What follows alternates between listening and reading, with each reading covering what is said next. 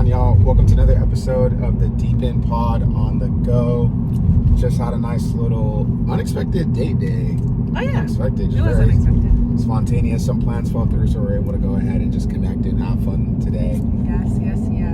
Which actually we want to dive into a little bit in this quick video. We just want to talk about the importance of like quality time with each other. I think it's deeper than just like having quality time. I think it meets like underlying needs for people. But how do you feel about like just the importance of quality time, hanging out with people, hanging out with your spouse, and just really connecting with them? Yeah, it's so important. It's so important. That's something that I think that we've been developing and just trying to make sure that we are spending time together outside of just like watching TV, watching movies and stuff together. Just fun. I love doing that personally. Yeah, which is really fun. But then again, I think it's just figuring out what it is that you both enjoy doing together. Yeah. But making time to spend that quality time together is very, very important. I think that sometimes it gets disregarded or overlooked. Yeah. Maybe not as prioritized as everything else. Yeah. And to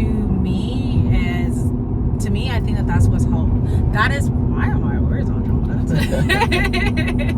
To me, I think it is important because it helps bridge connection. Like it helps give you guys time to connect with each other, like associate fun with your relationship as well too. So it doesn't always feel like you're just working. Or too heavy. You know what I mean? Like, Yeah. It makes things lighthearted. It brings like a nice lighthearted memory for you guys as well too. Yeah.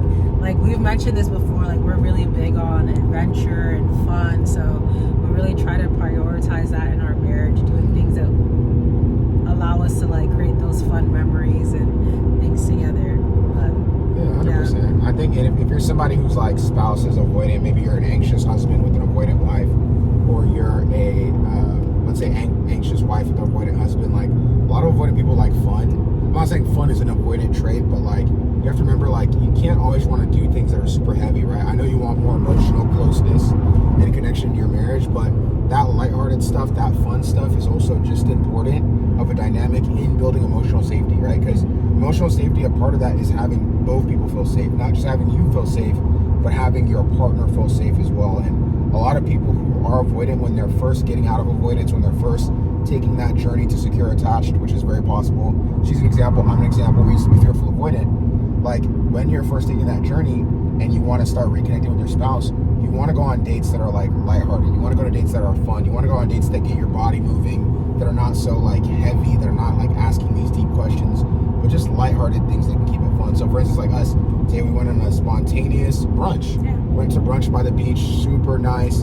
Got a chance to even go ahead and dream a little bit, driving through the neighborhoods, looking at potential houses that, if God blesses us with, we can have in the future. And so it's little lighthearted stuff like that, just joking, laughing, making fun of each other.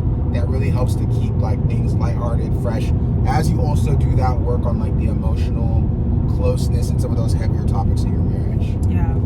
Yeah, that's so true. I like what you said, because even like, of course, like depending on what it is that meets those like needs for you guys, whatever you guys' love language is, it's gonna differ like based on the person, based on the couple. Yeah. So as long as you find things that can fill up each of your cups and you can do that together, I think that helps bridge connection. Then you also learn about each other as well too. Like let's say one of you has a need for novelty but one of you doesn't, but the other person doesn't. Maybe you can like exchange meeting those needs for each other, like each week, and each we can have a different date night that meets the need of the other person. So like if you have a need for novelty, then maybe you and your partner can find a brand new like restaurant in a whole different city that you can explore and go to. And then the next week you can do something together that meets the need for the other partner. And that way like you're building that connection, you're creating fun memories as well too, and you're learning about each other as well.